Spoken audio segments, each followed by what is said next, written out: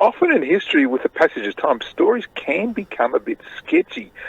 But I think with this one, I found enough pieces and put them together to form a picture of what actually happened, because there was a bit of intrigue and people disappearing and so on, but it did involve an alleged gentleman of the road, or commonly a bushranger. Right, fair enough. So a bit of a local Ned Kelly story. Yeah, that's right. Now, a newspaper reported that in December 1862, the mail coach was robbed between Condamine and Dalby. Now, a colossal total of £4,000 worth of gold was stolen by a bushranger named Henry Pickett. Now, Pickett was said to be a man of remarkable appearance, and I assume that means good-looking. A bit like you and I, Harold. Correct. And so because of that, it was assumed that he'd be picked up fairly quickly.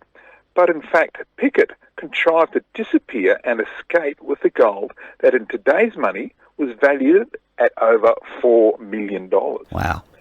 Now, as I put the facts together, it seems that giving Pickett the status of bushranger may have been overstating his achievements a little bit. You see, Pickett was actually the driver of the mail coach from Condamine. And at first, it was reported that the weekly mail did not arrive in Dalby because the pack horse got bogged. Oh. Then it was suggested that the mailman got lost in the bush looking after his horses. But finally, it transpired that the postman Pickett had himself robbed the mail and absconded on his way to Dalby, leaving the rifled bags at Wombo. Now, what was left of the mail was found in the paddock and delivered to Dalby by Constable George Devine. Now, Devine had a long career in Queensland's colonial police force, rising to the rank of sergeant and serving in places like Dalby, John Darien, Gundawindi, Laban and St George. The mail contractor for the Condamine Dalby run at the time was Gundawindi's William Wallace. And despite it being Wallace's man who took off with the loot, Wallace continued to get contracts to deliver the weekly mail across the Western Downs. Now, in the meantime, it appears that the so-called bushranger Henry Pickett got clean away despite there being warrants for his arrest in place for quite some time. Now, in fact, the name Henry Pickett disappeared from the public record. He didn't want to be found. He just changed his name, or he disappeared anyway There you from the go. face of the earth. But the identity resurfaced in far north Queensland 15 years later, where it was possibly the same man who was splashing his cash on pubs in Cairns. But he lost the lot and was declared insolvent.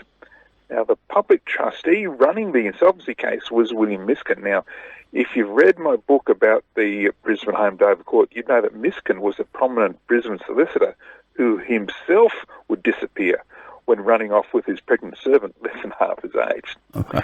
Anyway, Pickett next appears back down south in Brisbane in 1881.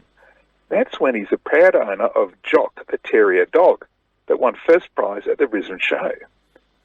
Come 1885, Pickett still had the financial resources to take over the licence of the Post Office Hotel in Brisbane and hold that for the next 15 years.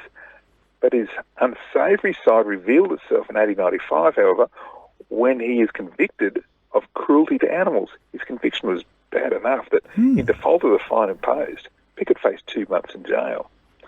Anyway, look, Pickett took over the Metropolitan Hotel in Brisbane and passed away in 1927.